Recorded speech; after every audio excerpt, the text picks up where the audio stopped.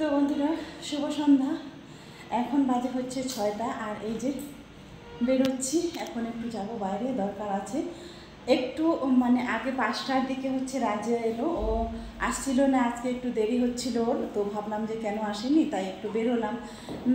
একটু এগিয়ে গেছিলাম, দেখলাম যে রাস্তায়ও আসছে, তারপর ওকে নিয়ে আসলাম। ওকে নিয়ে এসে যে রেডি হলাম, রিয়াও রেডি হয়ে গেছে। তো রিয়া আর আমি যাচ্ছি, একটু দরকার আছে। তো এসে তোমাদেরকে বলছি যে কেন গেলাম আর কি জন্য গেলাম।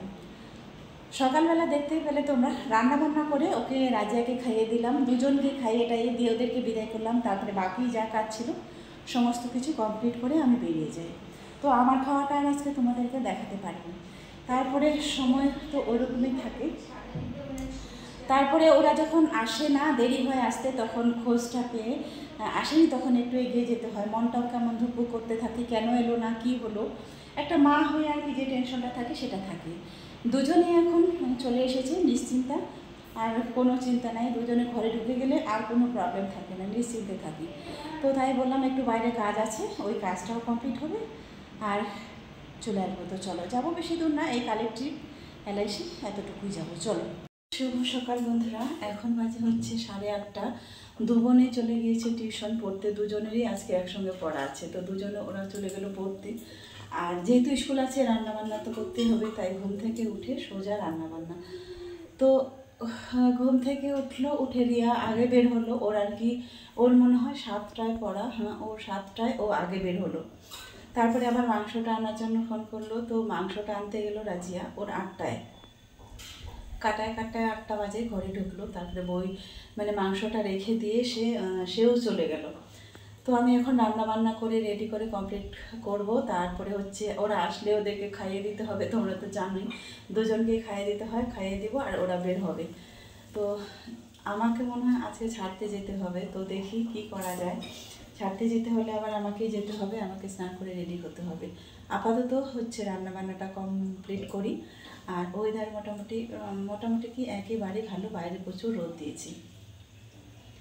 10টা বাজতে বাজতে রোদটা একটু কড়া হয়ে যাবে, স্কুল যাওয়ার সময় ওদের চাপ হবে।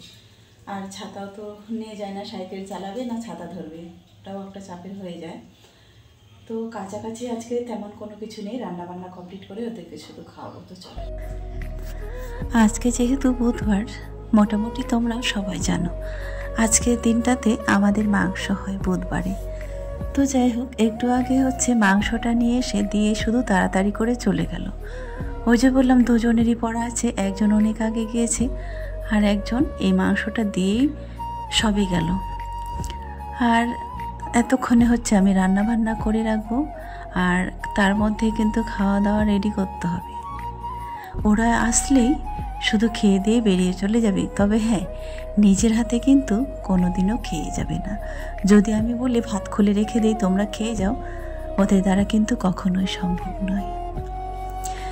একটা কথা আজ খুব বারবার মনে পড়ছে, যে আমরা যেভাবে মায়েরা যে কষ্টটা করি আর যে ধৈর্যটা ধরে আমরা যেভাবে ওদের পাশে থাকি কিংবা এত দূর পর্যন্ত নিয়ে যাই, একটা বাবার দ্বারা কিন্তু কখনো সম্ভব না। তো তারপরে জানি না, হয়তো কারো বাবা এমনও আছে যে মা ছাড়াও হয়তো ঢাল হয়ে দাঁড়িয়ে আছে। তো সত্যি এটাই মনে পড়ছে যে একসঙ্গে আমাকে কতটা রূপ ধারণ করতে হয়, তাই না? একবার হয়তো ওদের বাবা হয়ে যায়, একবার আবার ওদের মা হয়ে যায়।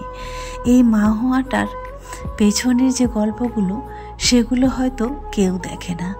আজ যদি হয়তো আমি না বলতাম, তাহলে হয়তো কেউ জানতো না। আমার মতো হয়তো এরকম হাজারো মা আছে, বসে বসে নীরবে চোখের জল ফেলে, হয়তো বলতেও পারে না, প্রকাশ করতেও পারে না, আবার সামনে থেকে এগিয়ে যেতেও পারে না। হ্যাঁ, এরকম না জানি হাজারো মায়ের বুক ফাটা কান্না কত না জানি আছে। তো চলো, বলতে বলতে অনেক কথাই বলে ফেললাম। তো চলো, আজকে একটু মাংসটা ভিন্ন রকম করে রান্না করবো, ভিন্নভাবে। ভাবলাম সময় তো আছেই, এখনও মোটামুটি 1-1.5 ঘন্টার মতো, তো একটু সময় নিয়ে রান্না করি। আর যেহেতু কোনো কিছুই রান্না করব না, একটাই, শুধু মাংস আর ভাত, ব্যাস। শাকসবজি মোটামুটি কাল থেকে শেষ হয়ে গেছে। তো যাই হোক, আরও 2 দিন পরে বাজারে যাব, কালী পূজার আগে আগে ঠিক আরও সবজির দাম একেবারে দ্বিগুণ হয়ে যাবে। কালী পূজার পরে তো আরও ভাইফোঁটা আছে, তারপরেও হবে। তো ভাবছি 2টা দিন পরেই যাব বাজারে, কিছু সবজি নিয়ে চলে আসবো।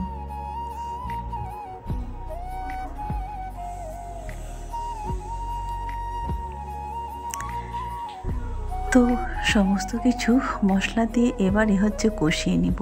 হ্যাঁ, তবে তেলটা বেশি দেইনি, যেহেতু এটা সরিষার তেল, হালকা করে তেলটা দিয়েছি, কারণ বেশি তেল দিব না, হালকা পাতলা করে তেল মশলাটা দিব।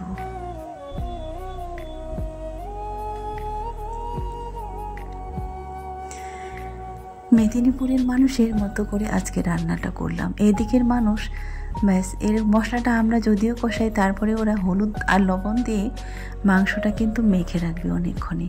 তারপরে দেখব ছোট্ট একটা বাটিতে করে হলুদের যে জলটা সেটা কিন্তু গুলে নিবে, তারপরে এইরকম করে হয়তো জলটা এখানে ঢেলে দিবে।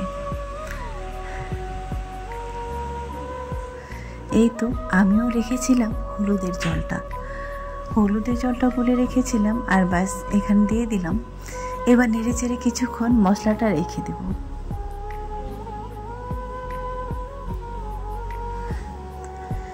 ভাতটাও ফুটে গিয়েছে আর মশলাটাও হয়ে গেল। তো মাংসটা হতে তো একটু সময় লাগবে। তার আগে কিন্তু ওরা একজন আসবে আর একজন আসবে না, কারণ রিয়া গিয়েছে সবার আগে, ও তো 6টায় বেরিয়ে গেছে, আর রাজিয়া গেল এইমাত্র। তবে একজন যদিও আগে আসবে, তবে তার কিন্তু পড়া অনেক দূরে, সেই কেডি কলেজের সামনে।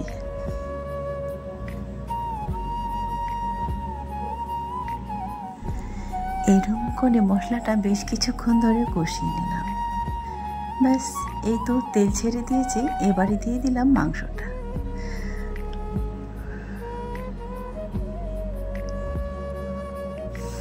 আজকে একটু মাংস মনে হয় বেশি ছিল, কারণ আমি রোজ রান্নাটা করি, তো আমি হাত দিলে বুঝতে পারি যে কতটা মাংস আছে। যদিও মাপা নেই, তারপরে মনে হচ্ছিল আজ একটু মাংস বেশি আছে। কিছুক্ষণ পরে দিয়ে দিয়েছি আলুটা, দিয়ে ব্যাস একটু কষিয়ে নিয়ে জল দিয়ে দেব।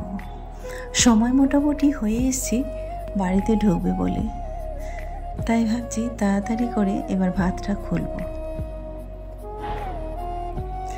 2-3টা তরকারি করলে হয়তো অনেকটাই সময় লাগতো, কিন্তু যাই হোক আজ আর বেশি সময় লাগবে না, যেহেতু একটা তরকারি।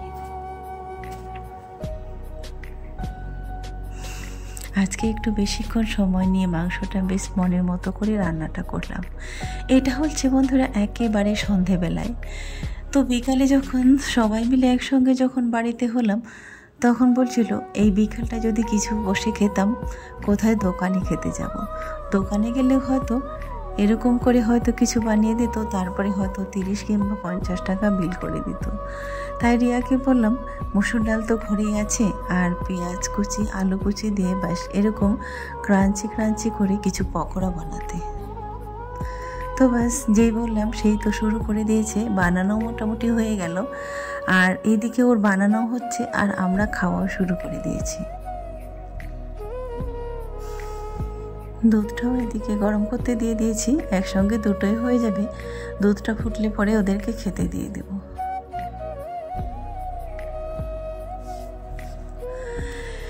সন্ধেবেলায় এরকম করে যদি বাড়িতে বানিয়ে নেওয়া যায়, তাহলে কিন্তু একটু চেষ্টা করলেই কিন্তু অনেক কিছুই করতে পারি।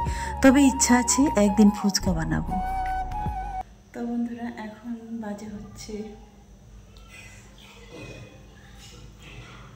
7টা।